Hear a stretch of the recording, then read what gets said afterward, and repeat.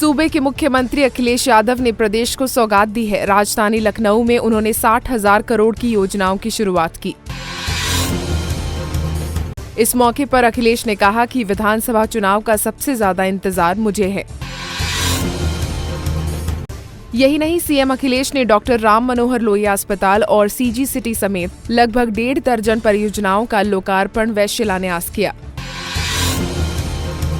CM ने एक बार फिर नोटबंदी पर केंद्र पर जमकर प्रहार किया। उन्होंने कहा कि इस फैसले से देश की अर्थव्यवस्था काफी पीछे चली गई है। चुनाव नजदीक है, लिहाजा सीएम अखिलेश अपने विकास के पूरे खाके को प्रदेश में लागू करना चाहते हैं ताकि इसका फायदा मिल सके। बीएसपी सुप्रीमो मायावती ने कानपुर में पीएम मोदी की रैली को फ्लॉप बताया है। उन्होंने कहा कि रैली में किराए की भीड़ बुलाई गई थी। यही नहीं, मायावती ने नोटबंदी पर भी पीएम को घेरा। मायावती ने कहा कि पीएम मोदी को नोटबंदी से मरने वाले लोगों को 3-3 लाख रुपए देने चाहिए। माया यही नहीं रुकी, उन्होंने कहा कि बीजेपी को 2.5 साल से प्रदेश में गुंडा राज नहीं दिखा, लेकिन चुनाव आते ही दिख गया। बीजेपी के युवा मोर्चा के प्रदेश अध्यक्ष सुब्रत पाठक ने कहा है कि प्रदेश में बीजेपी का सबसे बड़ा चुनावी चेहरा केशव प्रसाद मौर्य है। सुब्रत ने कहा कि केशव बीजेपी का डायनामिक चेहरा है और उनसे अच्छा प्रदेश में कोई नहीं है। धर्मेंद्र यादव ने पीएम मोदी पर जमकर निशाना साधा। उन्होंने कहा कि नोटबंदी से जनता परेशान है और नोटबंदी पर बीजेपी बहस नहीं होने दे रही है।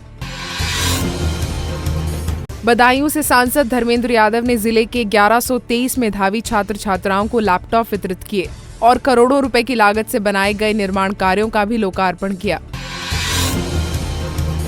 चुनाव की तैयारियों का जायजा लेने उप निर्वाचन आयुक्त विजय देव वाराणसी पहुंचे, जहां उन्होंने अधिकारियों के साथ 5 घंटे तक मैराथन मीटिंग की। कैश नहीं मिलने पर टूट रहा है लोगों का सब्र। इलाहाबाद में बैंक से कैश नहीं मिलने पर मारपीट में युवक को आई गंभीर चोटें। फर्रुखाबाद में भी कैश नहीं मिलने पर लोगों ने सड़क पर लगाया जाम। गुस्साए लोगों ने बैंक कर्मचारियों को बंधक बनाकर बैंक में लगाया ताला। बुलंदशहर में एक मजदूर को नोटबंदी के चलते काम नहीं मिला तो उसके घर में रोटी के लाले पड़ गए। बूढ़े माँ बाप ने 2 दिन से नहीं खाया खाना।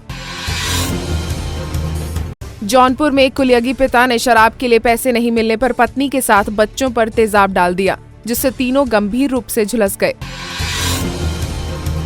यमुना एक्सप्रेसवे पर एक बार फिर रफ्तार का कहर देखने को मिला। एक्सप्रेसवे पर एक गिट्टी से भरा ट्रक पलट गया, जिसमें एक युवक की मौके पर ही दर्दनाक मौत हो गई।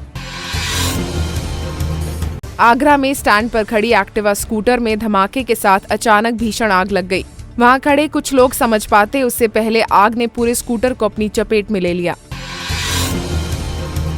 चंदौली में कस्तूरबा गांधी आवासीय बालिका विद्यालय में 10 छात्राओं को पेट दर्द और चक्कर की शिकायत हुई। आनन फानन में बीमार छात्राओं को महिला चिकित्सालय में भर्ती कराया गया, जहां उनका इलाज चल रहा है। Bureau report, Punjab Kesari TV.